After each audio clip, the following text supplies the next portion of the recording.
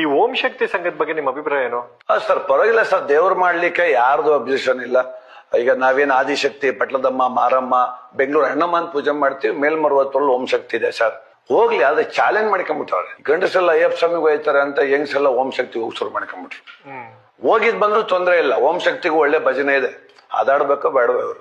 Basappa bus, Om Shakti bus, ಡ್ರೈವರಪ್ಪ driver, Om Shakti driver ಅಂದ್ರು.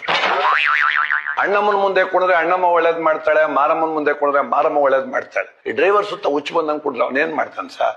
Bus ತಗೊಂಡೋಗಿ ಕಾಲು ಹೋಗ್ಬಿಟ್ಟವನಷ್ಟೇ.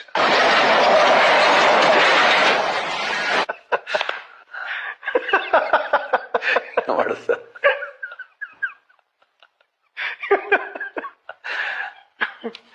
ಅವ್ರು ಹಿಂಗೆ ಬಸ್ಸಲ್ಲಿ ಆಡೋದ ಸರ್?